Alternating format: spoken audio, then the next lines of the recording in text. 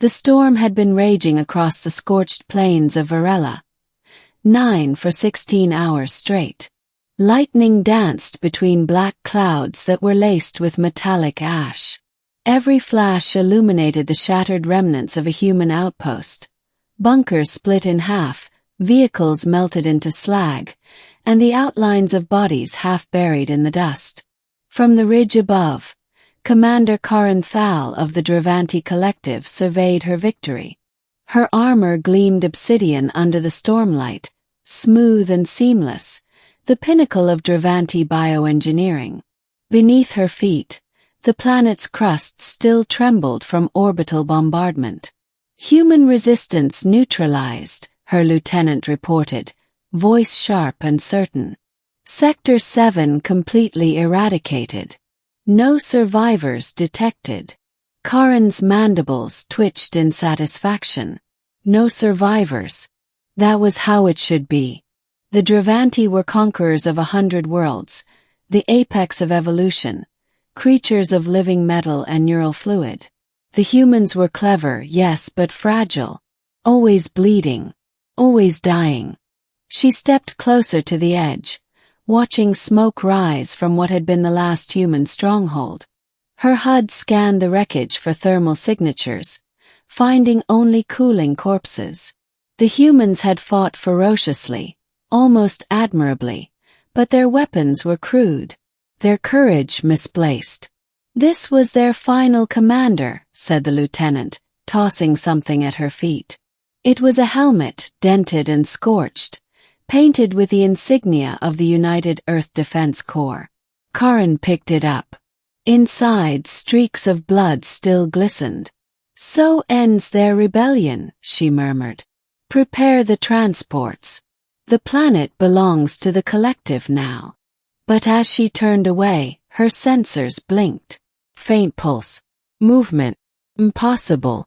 She zoomed in, scanning through the haze and debris. Between two broken energy pylons, something shifted. Slowly, a shape emerged. A human crawling through the rubble. The human. He was a mess of blood and dust. His left arm hung uselessly, armor cracked and fused to his skin. His visor was shattered, one eye swollen shut. Yet somehow he was alive.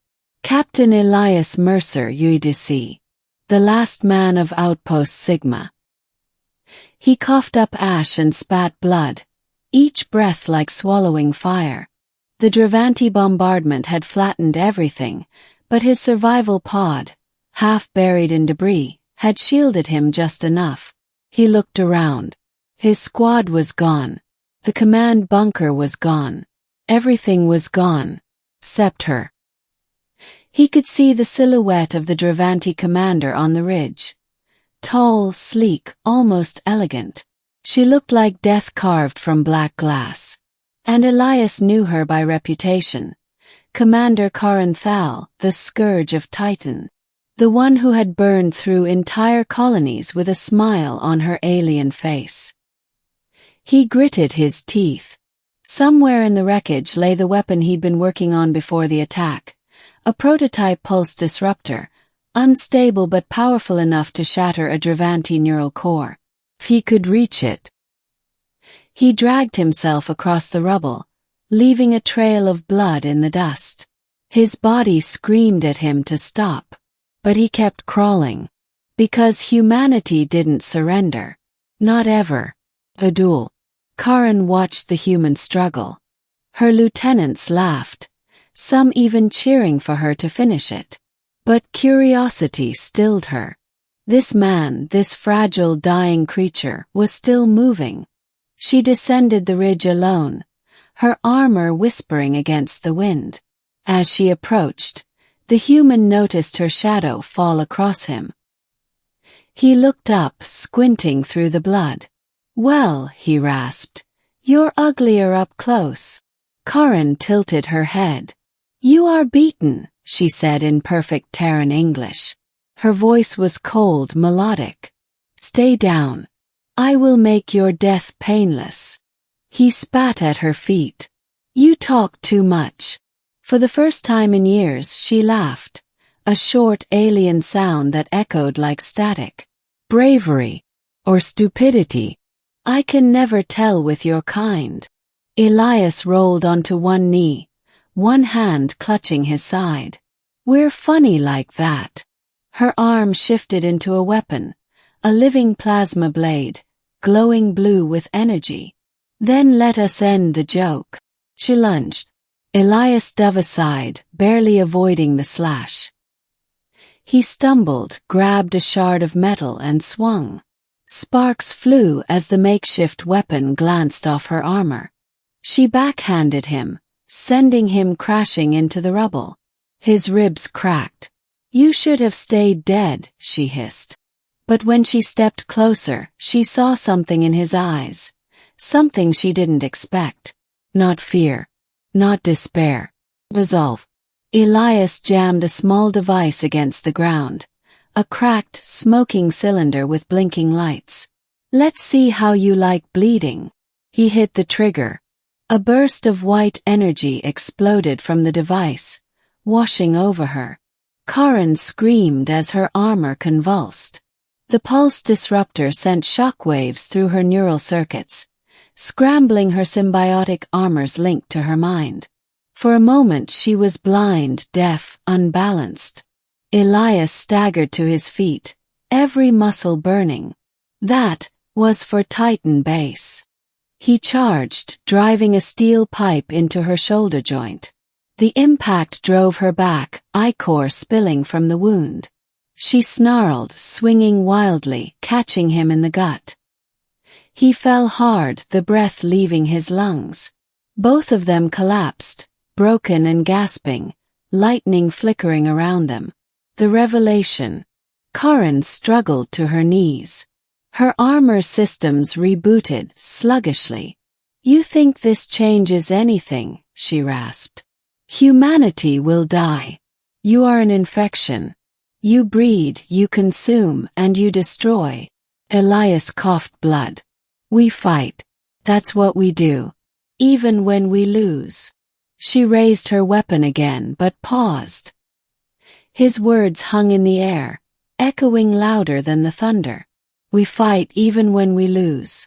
The Dravanti believed themselves perfect. But perfection had made them stagnant, predictable. The humans, on the other hand, refused to stop evolving. Even at the edge of extinction, they adapted, improvised, endured. Terrified her. You don't understand, she whispered. Your defiance, it's meaningless. Elias smiled, teeth red with blood. If it was meaningless, you wouldn't be hesitating. And she realized he was right. She was hesitating. Her blade trembled. The wind howled. In the distance, she could see the faint shimmer of approaching Dravanti ships. Reinforcements. They would find her here, wounded and questioning everything she'd been raised to believe. She could finish him now. One stroke. End it. But she didn't. Instead, she stepped back. You're dying, she said. That wound is fatal. Maybe, Elias said, forcing himself upright. But if I die standing, I still win. He took one step forward, blood soaking through his armor, and smiled through the pain. And that was when she understood. Victory wasn't survival. It was defiance. It was the refusal to let your enemy define your end. Karen turned away as the Dravanti transports descended. He's dead, she told her lieutenants. Burn the site. We move on. But she never looked back because deep inside she knew he was still breathing. The spark. Days later, after the Dravanti fleet departed, a beacon pulsed weakly from the ruins. A rescue ship, scavenging through orbit, intercepted signal. They found Elias Mercer barely alive, half buried under collapsed stone, one hand still clutching the broken disruptor. His pulse was faint, but he was smiling. When they asked him later what had happened on Varela 9, he just said, she thought she'd won, until the human stood back up, bleeding but smiling. And somewhere light years away, Commander Karen Thal stood before a starfield, staring at her reflection in the glass of her command ship.